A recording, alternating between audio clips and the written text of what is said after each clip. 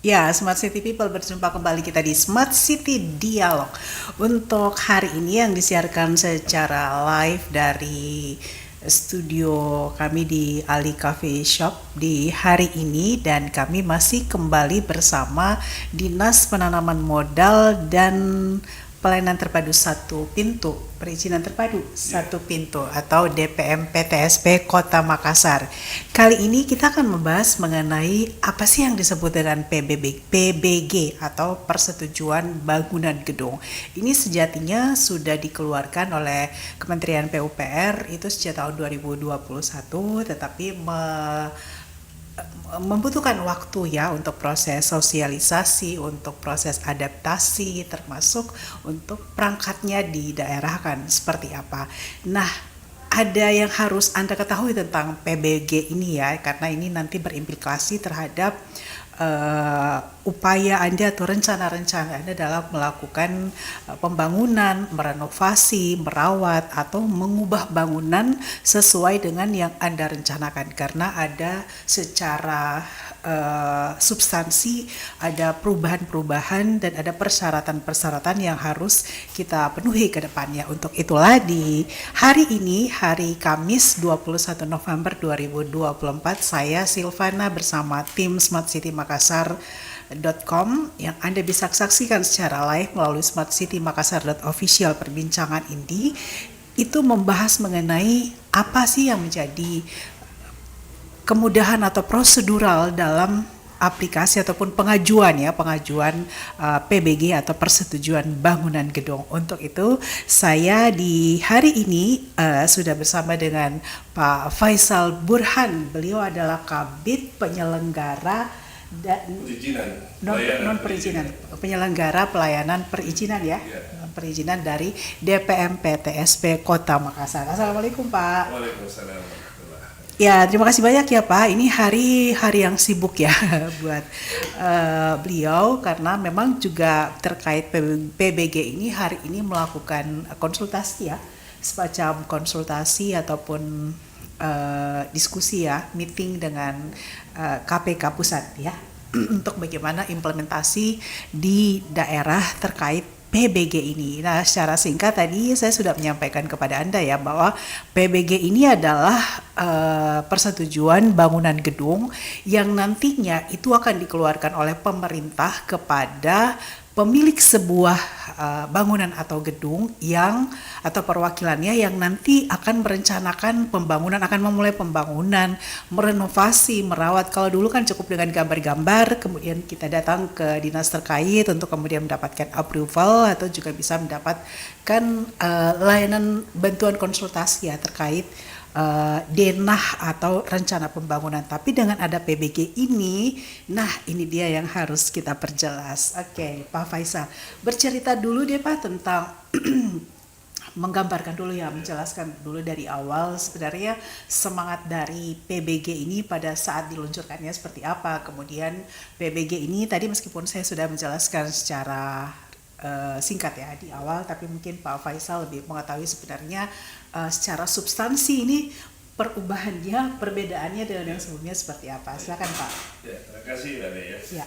Jadi berbicara tentang pembangunan ini khususnya di daerah di Makassar, memang awalnya kan memang persetujuan bangunan gedung ini belum dilakukan secara maksimal. Ya. Jadi yang sebelumnya itu IMB, ya, IMB, izin mendirikan bangunan.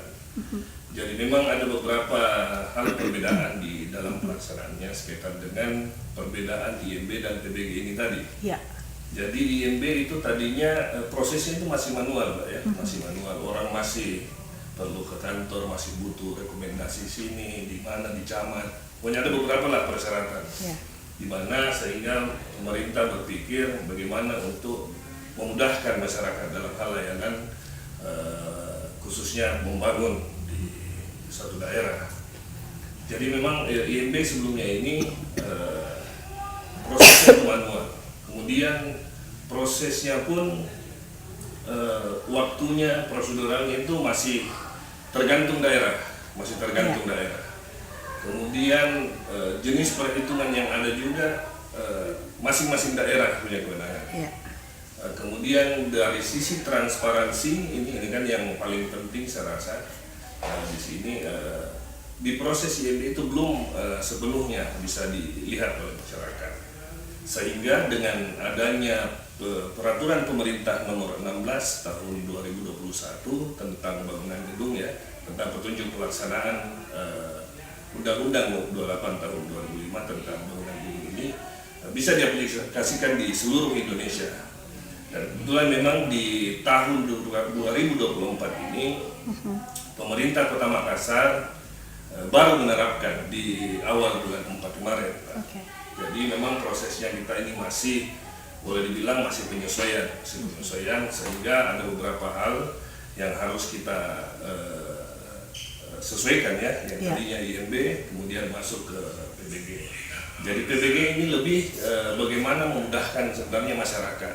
Jadi prosesnya itu dilakukan secara online di aplikasi SIMBG atau Sistem Informasi Manajemen Bangunan Gedung. Kemudian di situ masyarakat bisa mengisi data bangunannya dulu, seperti apa yang mau rencana begitu ya? Ya. Rencana.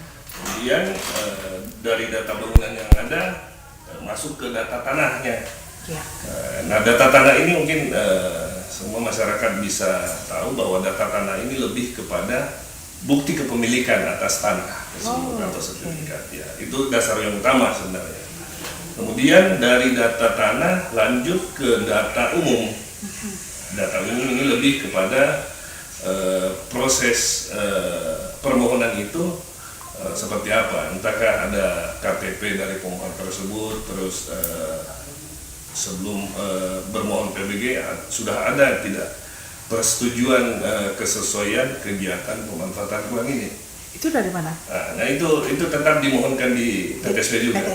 Jadi memang perlu kami informasikan juga ya melalui live ini. Memang sebelum masuk ke PBG ini masyarakat harus memiliki yang namanya PKKPR ini atau persetujuan kegiatan kesesuaian pemanfaatan ruang, di mana bisa dimohonkan di PTSP. Ini sudah online juga, ada ya. Jadi sudah online juga. Bagaimana Bapak Kepala Dinas PTSP sendiri, Pak Dr. Helmi itu terus berinovasi bagaimana memudahkan masyarakat di Kota Makassar. Ya. Jadi bisa diakses Mbak di aplikasi mandiri kami di Solatabos. Ya, bisa dimohonkan di Solatabos. Jadi setelah PKKPR ada itu bisa langsung diupload di SIMBG untuk memohon PBG. Jadi memang adalah banyak perbedaan sebenarnya ini Mbak. Jadi memang di Makassar ini masih melakukan penyesuaian dari perubahan IMB tadi ke PBG, begitu Mbak. Oke. Jadi sebelum masuk ke PBG ada PKKPR tadi ya. PKKPR ini adalah memuat rencana-rencana begitu ya, rencana-rencana. Jadi untuk di PKKPR ini Mbak, dia sebenarnya menjelaskan bagaimana kesesuaian kegiatan dengan lokasi yang akan dibangun. Oh, oke. Itu nanti akan disurvei atau gimana Pak? Surveinya itu dilakukan oleh Badan Pertanahan sendiri atau BPN. Tapi pengajuan PKKPR-nya melalui aplikasi dari DPM PTSP. Semua perizinan melalui DPM PTSP ya. Dan bahkan saat ini sebenarnya layanan PKKPR ini atau persetujuan kesesuaian kegiatan ya, pemanfaatan ruang ya, non berusaha secara online itu bisa diajukan ya melalui solatabos.dpmptsp.makassar.go.id ya. Dan ini dari tanggal 14 November kalau tidak salah itu memang di gongnya ya untuk masyarakat yang bisa mengaksesnya itu sudah bisa secara online melalui Solatabos tersebut. Jadi kalau bingung bisa langsung datang ke kantor DPM PTSP ya. Jadi sebelum masuk ke pengajuan perizinan bangunan gedung ya, persetujuan bangunan gedung membuat dulu yang namanya mengajukan dulu yang namanya PKKPR. Jadi PKKPR ini adalah bagaimana melakukan konsolidasi atau survei ya terkait kesesuaian pemanfaatan ruang itu ya, iya. dengan nanti akan dibangun, benar nggak nih ya? Iya. Ini milik kita yang akan dibangun gitu ya Iya. Pak, nggak boleh milik orang lain tiba-tiba dibangun gitu ya.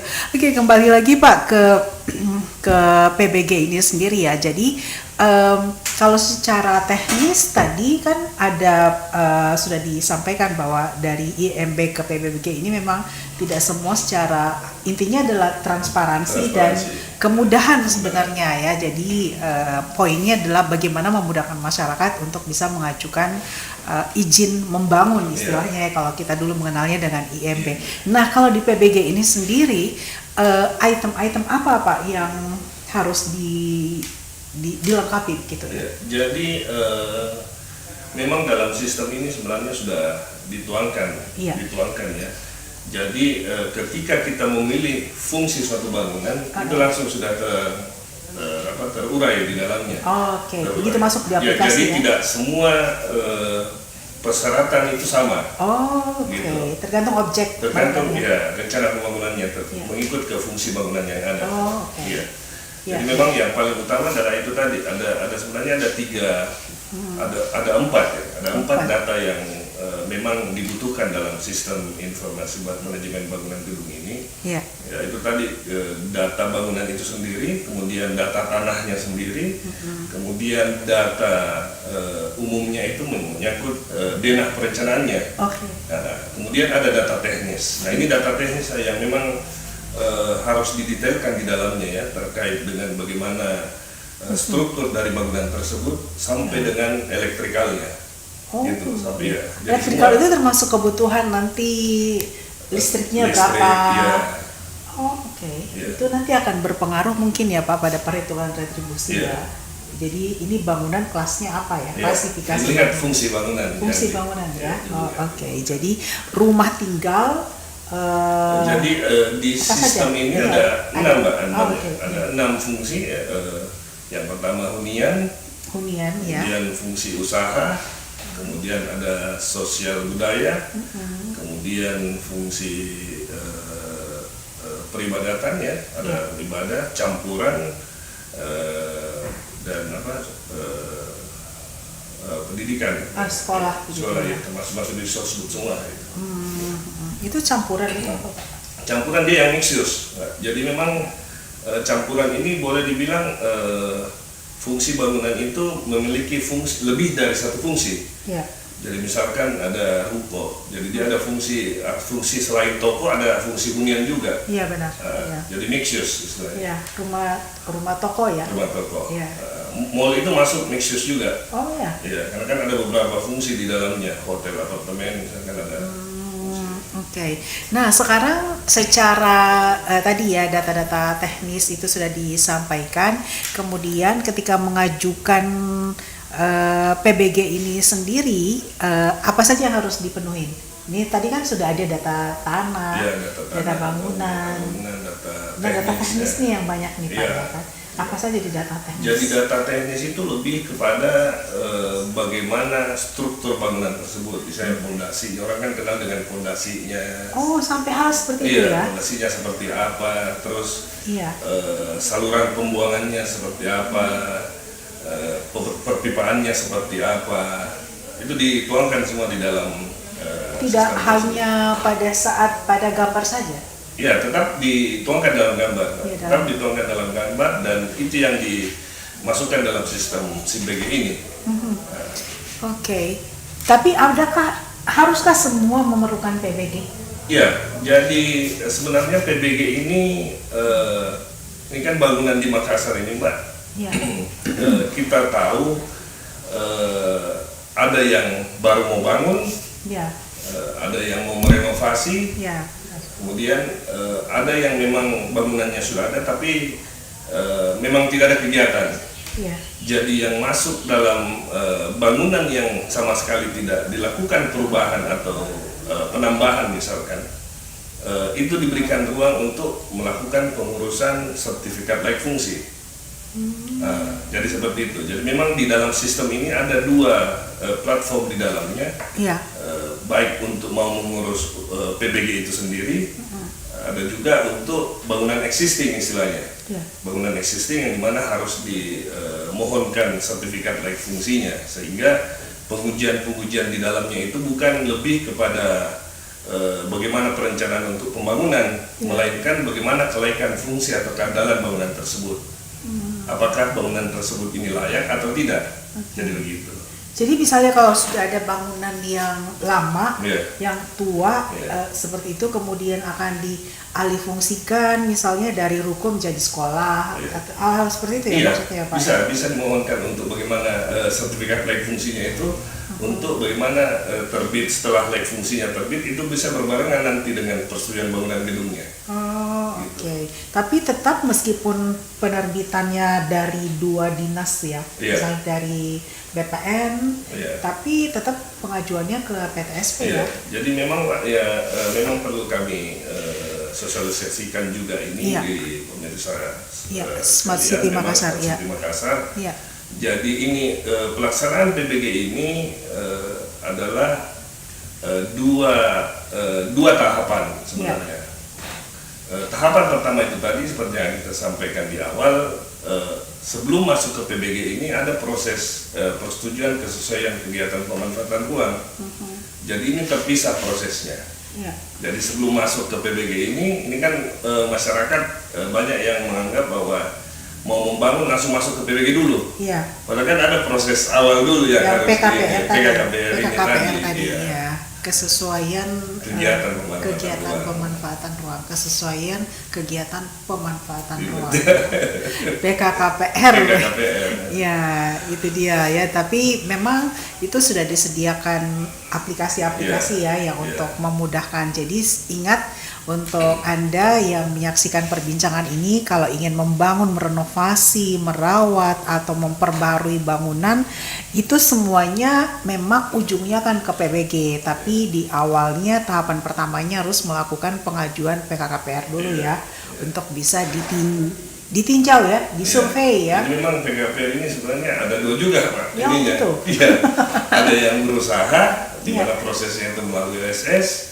Iya. Ada juga yang PKKPR non berusaha yang Berusaha. melalui Solatabos tadi. Solatabos, ya. Nah, dan prosesnya itu memang ada kajian atau pertimbangan teknis pertanahan yang dikeluarkan oleh kantor pertanahan. Kota Kalau yang Makassar. melalui OSS bagaimana? Kalau melalui OSS itu lebih kepada kegiatan yang sifatnya untuk berusaha.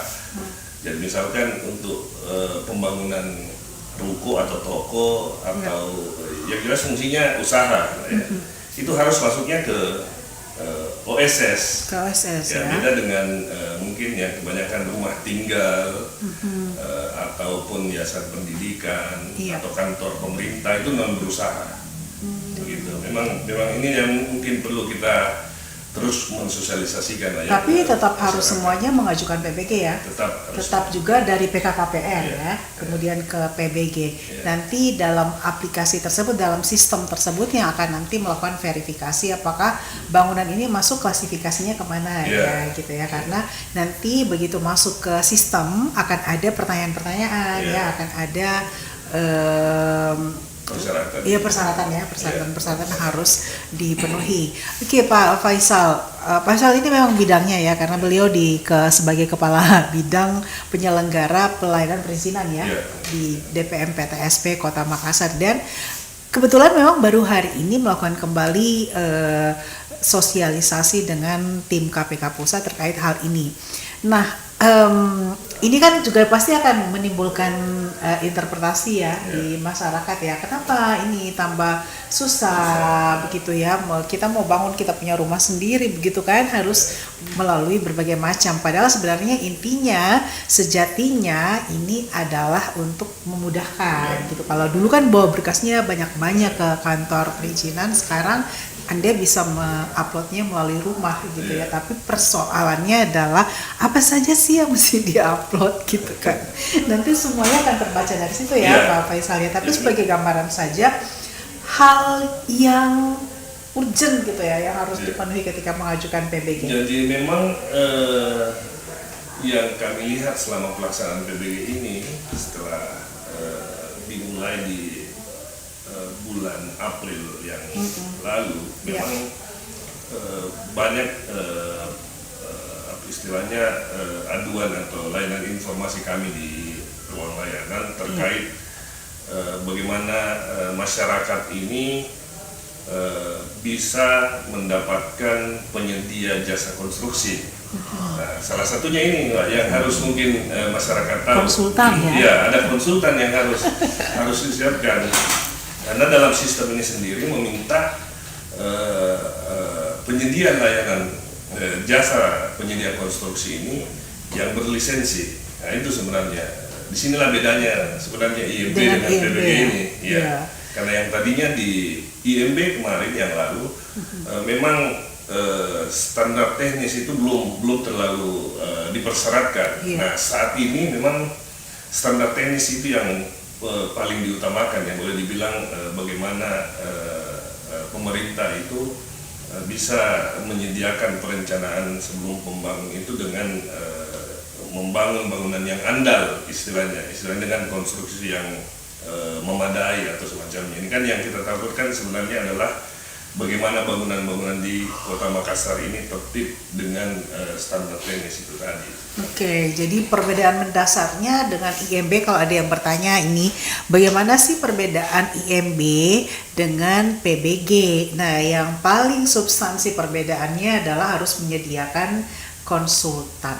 Ya, konsultan yang berlisensi ya, jadi bukan konsultan yang bukan berlisensi ya, karena ada juga beberapa mungkin kita bisa minta bantu teman. Kalau dulu ya di IMB saya waktu membangun rumah juga begitu, meminta bantuan dari keluarga, saudara untuk bisa minta digambarkan nih ruang tamu, ruang makan, kemudian dibawa sudah ke dinas perizinan waktu itu, diverifikasi, dilihat, oke, sudah selesai keluar IMB-nya gitu. Tapi kalau sekarang verifikasinya harus melalui konsultan yang tersertifikasi dan itu harus dibuktikan dengan sertifikat ya.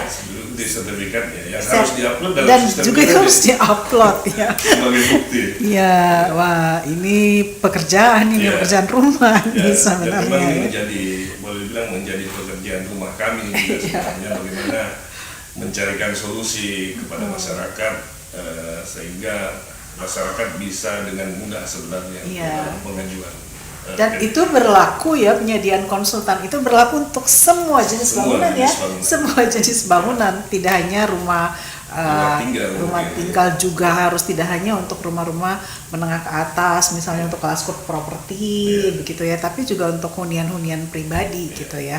Jadi ya ini dia tantangannya, challenge-nya memang di situ ya, karena ini akan pasti bisa sedikit menimbulkan pertanyaan lain di masyarakat ya Pak Faisal, karena di DPMPTSB harusnya menyediakan itu Pak, layanan konsultan gratis. Ya, harapannya juga kami begitu Mbak ya. Saya ini kan ke depan ya, mungkin sebagai informasi juga ya, di awal bulan Desember nanti ini rencana dari Kemenpan RB, dari Kementerian Pendaya dan Aparatur Negara ini akan melaksanakan launching mall pelayanan publik di Kota Makassar. Itu kantornya di Taman Macan di sana Jalan Balai Kota. Jadi nanti rencananya memang kami melibatkan baik dari kementerian, badan lembaga untuk bisa masuk ke dalam satu ruang layanan ya, biar masyarakat bisa mengakses dengan mudah. Ya, dan kita berharap nanti akan ada layanan bantuan konsultan ya. Pasti ya, secara inline itu nanti akan disiapkan ke depan, melihat bagaimana perkembangan ke depan. Nah, sekarang untuk perhitungan retribusinya Pak, kalau dulu kan kita di IMB itu bisa langsung juga ya dihitungkan dengan melihat luas tanah, luas bangunan dan lain sebagainya. Kemudian kalau di PBG seperti apa? Jadi perhitungan retribusi ini juga masuk dalam hal yang membedakan dari IMB sebelumnya. Yang IMB lalu itu seperti yang saya sampaikan di awal, perhitungan retribusinya itu tiap-tiap daerah beda-beda. Tergantung daerahnya, ini daerahnya mau segini retribusinya, daerah ini mau segini. Ini sekarang untuk PBG sendiri itu sudah terstandar nasional, jadi satu rumus. Satu rumus ya, dan boleh dibilang untuk retribusi itu sendiri melihat dari IMB sebelumnya itu PBG ini sendiri ini jauh lebih murah. Oh ya. Ya, jauh lebih murah. Nah, karena memang pemerintah pusat memang memberlakukan untuk seluruh Indonesia. Jadi tidak ada perbedaan lagi. Jadi mau di Jakarta, mau di Makassar itu sama ininya. Untuk rumah tinggal sekian, untuk rumah toko sekian. Jadi pengklasifikasiannya bukan berdasarkan tempat ya, bukan berdasarkan wilayah, tapi berdasarkan jenis bangunannya dan fungsi ya, fungsi bangunannya. Jadi dimanapun itu nanti akan sama rata ya, dan pembayarannya pun harus langsung masuk ke kas negara ya. Oke, itu perbedaannya. Jadi yang secara substantif perbedaan dengan IMB tadi pertama ya, harus menggunakan konsultan yang bersertifikasi, berlisensi ya. Ada lisensinya, dan itu lisensinya harus diupload juga ke aplikasi ke sistem ya. Nah kemudian ini ketika sudah diajukan ya kan Pak Faisal, kemudian akan dilakukan verifikasi ya, validasi data. Nah itu kira-kira butuhkan waktu berapa lama Pak? Jadi untuk keseluruhan proses PBG ini kan diatur dalam peraturan pemerintah tadi. Iya. Jadi dia hitungannya itu 28 hari kerja itu sudah bisa diterbitkan. Tapi itu tadi melihat dengan bagaimana kelengkapan dokumen yang dimuatkan tadi. Kalau tidak lengkap berarti memang harus dilengkapi dulu. Tapi sesuai dengan SOP yang ada, jadi diatur dalam peraturan pemerintah ini sendiri, itu 28 hari kerja. 28 hari, standarnya ya? Standarnya 28 hari. Nah kalau kemudian memang dalam proses validasi data tersebut ada hal-hal yang harus dilakukan, itu bisa melakukan revisi? Iya, jadi di PBG ini itu nanti ketika masyarakat bermohon, itu nanti ada jadwal konsultasi yang disiapkan. Oh, ya. Beda dengan IMB yang lalu itu, untuk proses IMB kemarin tidak ada proses konsultasi di dalamnya. Nah, ini disiapkan penjadwalan konsultasi antara penyedia tadi, yang konsultan tadi, untuk bagaimana bisa memaparkan ke tim profesi ahli. Jadi di dalam proses PBG ini memang ada 2 tim penilai. Yang pertama dari eksternal itu khusus untuk bangunan yang tidak sederhana. Seperti apa Mas? Jadi yang tidak sederhana ini bangunan yang 90 meter persegi ke atas atau lebih dari 90 meter persegi ke atas. Rumah tinggal itu biasanya kalau yang untuk kelas UMKM berapa ya Pak? Itu masuk bangunan sederhana di bawah 90. Di bawah 90. Jadi yang di bawah 90 ini khusus rumah tinggal ya, yang masuk kategori bangunan sederhana. Jadi yang pemeriksaannya itu masuk dalam tim penilai teknis, jadi internal pemerintah Kota Makassar yang memeriksa. Yang memeriksa. Ya, jadi nanti dijadwalkan konsultasi dulu, nanti bertemu dengan tim penilai ini tadi, nanti diperiksa. Kalau tidak ada koreksi dari perencanaannya tadi, itu bisa langsung masuk ke perhitungan retribusinya. Kalau ada revisi itu bisa penjadwalan konsultasinya itu bisa sampai 3 kali konsultasi. Untuk bisa melakukan revisi ya Pak? Revisi. Oke, jadi ada nanti perbedaan ya Pak ya untuk semacam pelayanan atau penanganan ya untuk PBG ini terhadap rumah tinggal, khususnya untuk rumah tinggal ya. Tapi rumah tinggal ataupun rumah berusaha itu juga berbeda dilihat dari ukurannya. Kami sebenarnya mengklasifikasikan ini dengan bangunan sederhana itu yang di bawah 90 meter. Bawah 90 meter, oke. Kemudian di atas 90 meter itu tidak sederhana. Begitu. Itu aja sih ininya. Itu aja ininya ya. Dan nanti perbedaannya kalau di bawah 90 meter akan dilakukan secara internal ya, dari pemerintah kota. Tim penilai teknis namanya. Iya, kemudian kalau di atas 90 meter persegi itu tim profesi ahli. Oh oke. Tapi yang difasilitasi oleh pemerintah daerah? Iya, tetap dari pemerintah. Pemerintah daerah. Itu dilakukan secara online atau tatap muka? Jadi memang dalam sistem ini juga sebenarnya mengatur bagaimana konsultasi itu bisa mudah. Jadi bisa dengan online sendiri atau melalui Zoom ya. Bisa juga langsung yang dijadwalkan oleh dinas teknis ke kantor dinas tata ruang. Tapi semuanya hostnya dari DPMPTSP ya? Iya. Hostnya dari DPMPTSP. Meskipun itu melibatkan dinas teknis ya, dinas tata ruang ya, dinas apa ya tadi BPN ya, Badan Pertanahan ya. Oke, kemudian yang menarik juga nih, agak mungkin bisa harus lebih intens lagi ya dari DPMPTSP melakukan sosialisasi terhadap hal ini ya gitu ya, karena apalagi ini menyangkut rumah hunian, rumah tinggal untuk masyarakat yang tidak hanya tadi yang berukuran 90 meter persegi ke atas, tapi juga 90 meter persegi ke bawah ya, yang artinya itu juga banyak dari kalangan UMKM gitu ya. Dan ini pasti tantangannya misalnya tadi penyediaan jasa konsultan ya Pak ya, kemudian untuk gambar rumah dan lain sebagainya. Mungkin kalau dulu tinggal bangun-bangun aja, sekarang harus dilakukan verifikasi. Nah kemudian kita kalau misalnya dilakukan revisi itu termasuk misalnya ada perubahan, awalnya mau dibuat rumah saja, ternyata mau dibuat juga rumah toko gitu. Pada saat sudah masuk nih Pak Faisal, apakah itu bisa dilakukan revisi fungsi ya? Bisa ya. Jadi tetap pemohon nanti dibuatkan, ini kan setiap pemohon itu ada akun masing-masing. Jadi nanti tergantung dari pemohon itu, ketika dalam perjalanan proses verifikasi ini tadi ada ada perubahan fungsi atau semacamnya, itu bisa langsung dimohonkan kembali sebenarnya. Ya, tapi itu tadi ketika ada batasan enggak Pak ya? Kalau misalnya ada perubahan-perubahan gitu tidak ada batasan saya? Tidak ada ya? Ya, jadi tidak ada batasan. Misalkan satu akun pun atau satu orang pun, anggaplah saya sendiri punya rumah di Petarani misalkan, terus kemudian saya mau bangun lagi di Boulevard misalkan, cukup dengan satu akun itu saya bisa mohonkan lagi untuk wilayah di sana. Gitu. Oke, jadi tidak perlu membuat akun banyak-banyak. Ya. Cukup satu akun yang bisa mohonkan lebih dari satu. Iya. Tapi ada kan nanti dari ini kan sudah ada proses uji coba begitu ya Pak ya dari bulan April. Sudah adakah yang mungkin ditolak begitu dari Jadi untuk proses saat ini sampai dengan November ini, jadi proses yang ditolaknya ini baru satu yang ditolak. Iya, karena memang tidak memenuhi standar teknis ya, yang dipersyaratkan mungkin setelah kami koordinasi dengan tim teknis bahwa proses tersebut tidak sesuai dengan apa yang dipersyaratkan, yang ditolak. Dari jumlah keseluruhan ya PBG ini itu ada kurang lebih 700-an untuk saat ini. Dari bulan April ini.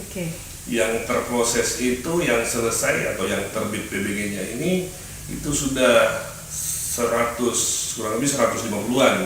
Jadi memang menjadi tantangan besar juga sih Mbak ya.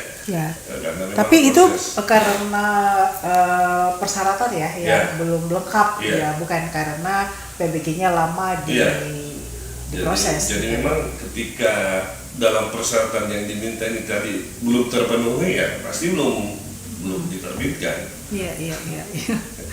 Tapi 700 itu menurut Pak Faisal apakah jumlahnya cukup signifikan atau? Kalau kami melihat di tahun-tahun sebelumnya memang trennya ini boleh dibilang menurun Pak ya. Turun ya. Karena memang ini kan masih proses awal dalam pelaksanaan PBG itu sendiri. Oke, iya. Jadi memang harus masih terus perlu dilakukan sosialisasi ya gitu Pak.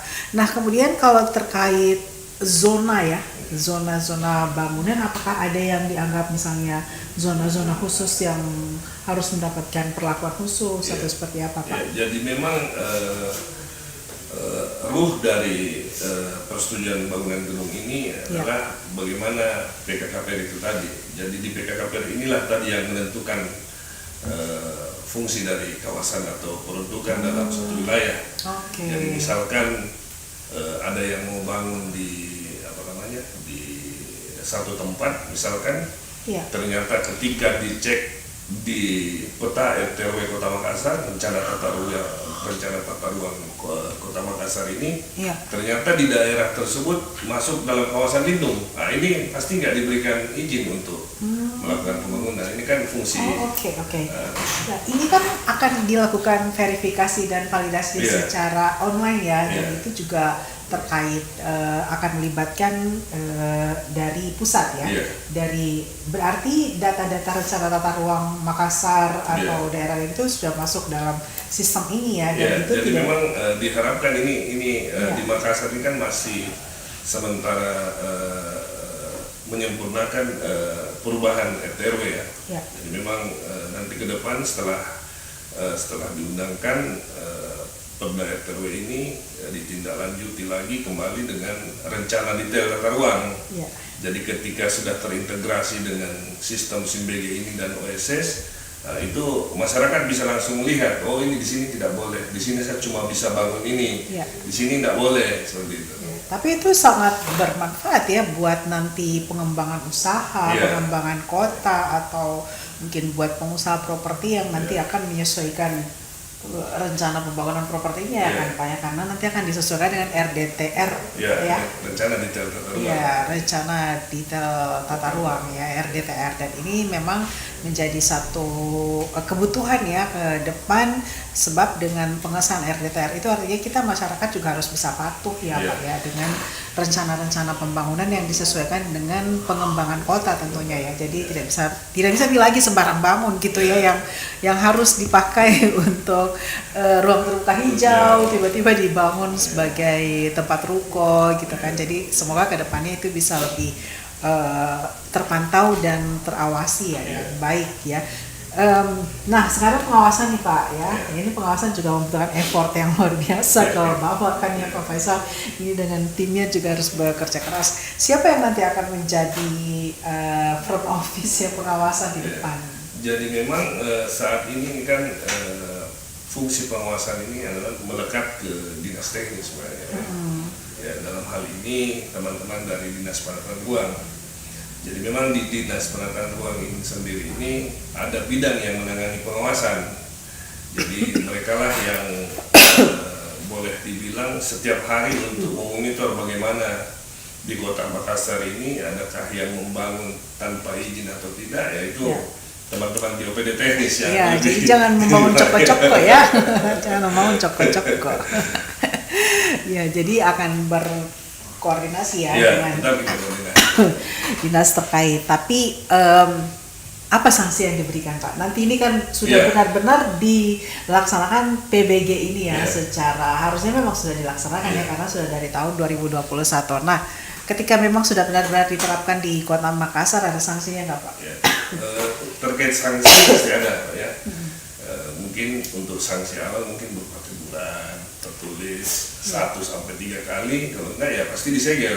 Tidak bisa melanjutkan pembangunan ya. Seperti yang viral kemarin itu kan ada yang disegel ya. Itulah. Yang memiliki skincare ya, punya rumah tidak mempunyai IMB, padahal harusnya bukan IMB lagi sebutannya yang PBG harusnya. Ya, jadi sebenarnya tidak ada yang harus perlu dikhawatirkan ya, karena dari DPM PTSP juga menyiapkan konsultasi ya Pak ya, ketika akan memasuki atau sebelum mengajukan PBG tahapannya mana dulu gitu kan ke PKKPR tadi ya. Bahkan sekarang ini membuka layanan aplikasi PKKPR itu sendiri ya Pak ya. Jadi kalau ingin melakukan renovasi rumah juga tetap harus ya Pak? Tetap. Sekecil apapun yang kan di PBG kan tadi merubah, memelihara sampai merenovasi, merubah, membangun ya, merawat ya, semuanya harus, dan semua sekecil apapun ada konsultan. Jadi memang di PBG ini Mbak istilahnya sebelum membangun pun itu harus dilaporkan terlebih dahulu. Dalam hal pembongkaran pun itu harus dilaporkan dulu. Maka memang dalam tahap awal ini kami di pemerintah kota ini memang bagaimana PBG ini bisa berjalan dulu di Makassar sambil kita membenahi apa yang kurang lalu kita perbaiki. Jadi itu dia ya Smart City People, mungkin masih sedikit bingung. Kalau bingung bisa langsung ke kantornya DPM PTSP, dan kita berharap dengan keberadaan mall pelayanan publik ya, MPP ya Pak ya, MPP itu nanti akan segera diresmikan nanti secara serentak nanti itu bisa membantu masyarakat. Jadi kita bisa langsung ya Bapak Ibu yang ingin melakukan pengajuan bangunan yang pembangun, merawat, merenovasi, itu bisa langsung ke MPP di Mall Pelayanan Publik dan pasti tempatnya akan lebih nyaman ya untuk semua yang akan berkonsultasi di sana, dan pasti DPM PTSP juga akan memfasilitasi loket-loket pelayanan konsultasi di sana ya Pak Faisal. Ini sudah sampai di mana sebenarnya Pak untuk sosialisasi yang dilakukan? Jadi di kami di PTSP sebenarnya hampir dibilang tiap tahun sebenarnya ya. Tiap tahun itu kami diberikan anggaran untuk terus melakukan sosialisasi. Baik itu secara langsung maupun melalui media sosial ya, itu tetap kita berikan bagaimana masyarakat ini bisa paham, sebenarnya bisa informasi ini bisa sampai ke masyarakat. Dan memang setelah kami lihat PTSP memang terus bagaimana memberikan informasi ini kepada masyarakat ya, karena memang kita sadari bahwa informasi-informasi ini masih banyak yang belum sampai ke masyarakat. Ya Pak Faisal, maka saat ini kalau dari data investasi yang disampaikan sebelumnya, sektor properti itu menjadi salah satu primadona ya, dan artinya giat sosialisasinya ini juga bisa harus lebih dikencangkan khususnya untuk para pengusaha properti. Nah, kalau akan membangun properti di satu tempat, di satu zona begitu ya, itu kan ada beberapa rumah ya Pak, tapi satu akun ya pertama tadi, satu konsultan juga. Tidak perlu harus memakai, tapi gambar harus per rumah atau satu area. Jadi memang untuk PBG sendiri salah satu bedanya juga dengan IMB kemarin untuk khusus real estate atau perumahan Jadi memang untuk proses PBG perumahan itu sendiri pun sebelum masuk ke PBG ada proses awalnya lagi. Selain PKKPR mereka harus juga mohonkan untuk pengesahan site plan-nya atau izin perumahannya, supaya itu kan, sudah memang berjalan selama ini untuk site plan. Untuk site plan itu sudah berjalan dari tahun-tahun sebelumnya. Jadi memang di sini kita lihat ini kan tren pembangunan perumahan di Makassar ini kan sangat besar ya, dan salah satu faktor pendukung di realisasi investasi di Kota Makassar juga. Dan memang ada pengesahan site plan di dalamnya sebelum masuk ke PBG. Sehingga ini kan setiap pengembang ini kan ketika melakukan pengesahan site plan ada kewajiban yang harus disiapkan oleh pengembang sendiri, atau termasuk fasum-fasosnya. Itu yang harus disahkan oleh pemerintah. Sebelum masuk ke PBG ya? Sebelum masuk ke PBG.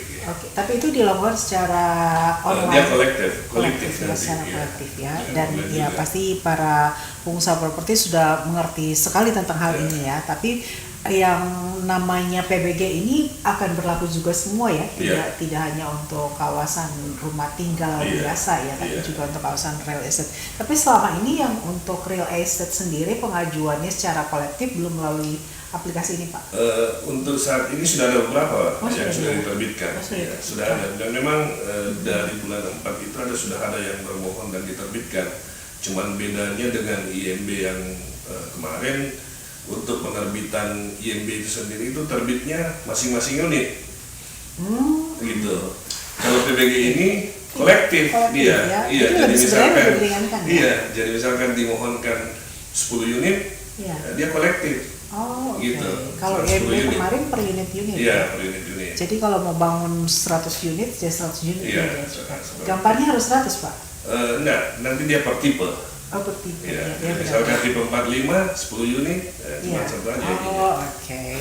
Jadi kalau sekarang sih sebenarnya lebih memudahkan ya Pak ya. Yang lalu kan harus siapkan 10 unit dan 100 unit untuk gambarnya, itu kan banyak.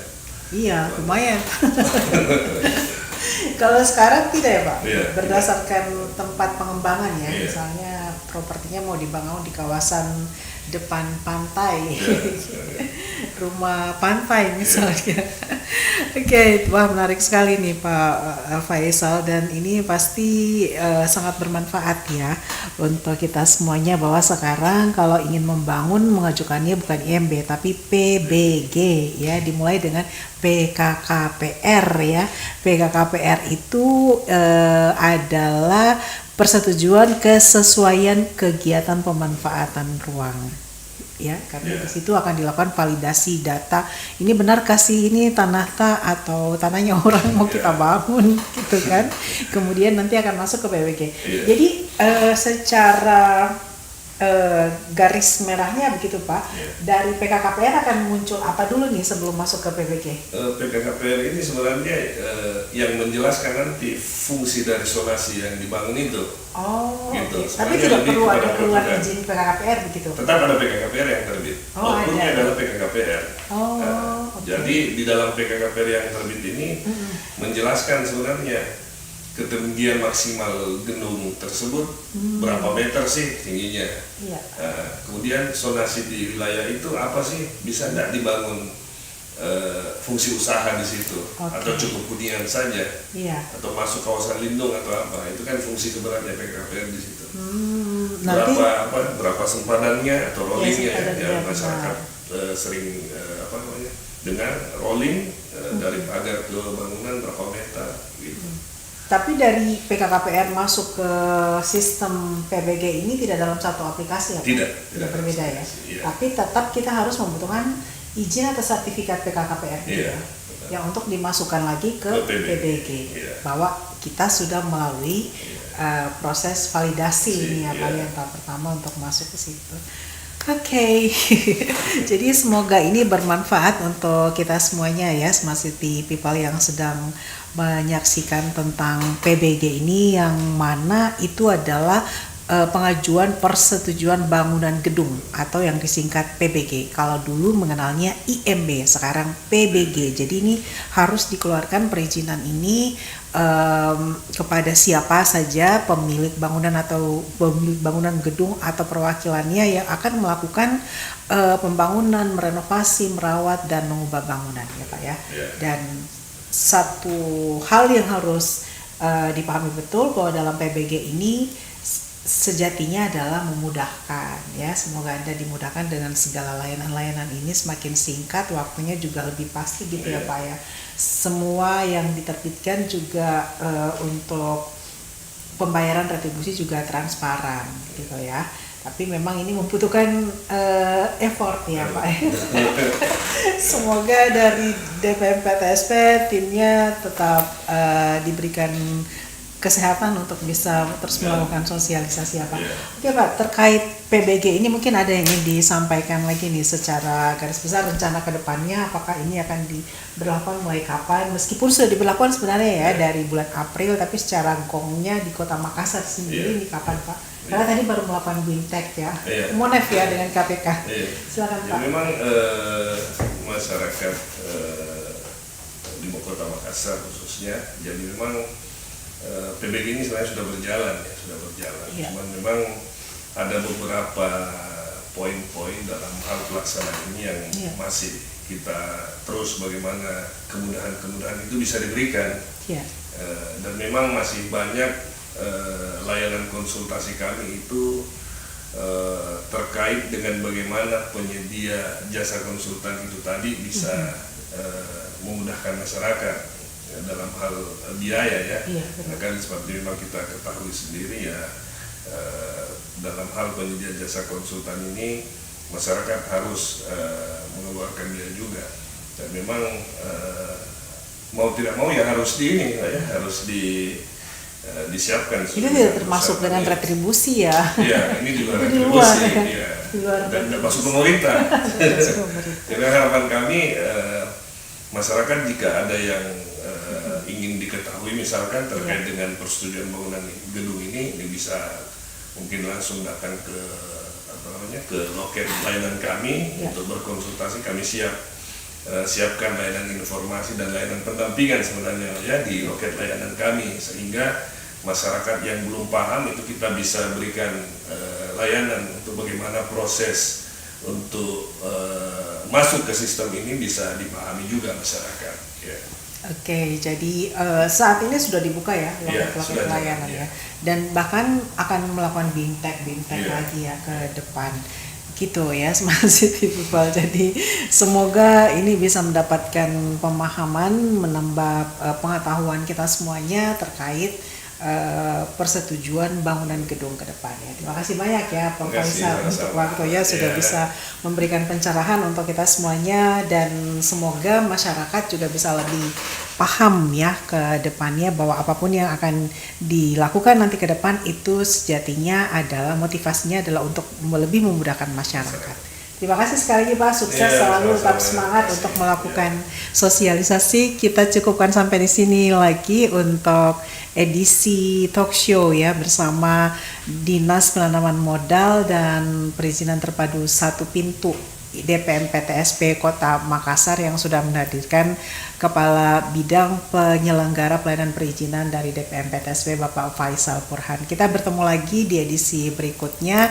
tetap di smartcitymakassar.official, di smartcitymakassar.com. Anda jangan lupa like, comment, and subscribe. Saya Silvana, Assalamualaikum warahmatullahi wabarakatuh.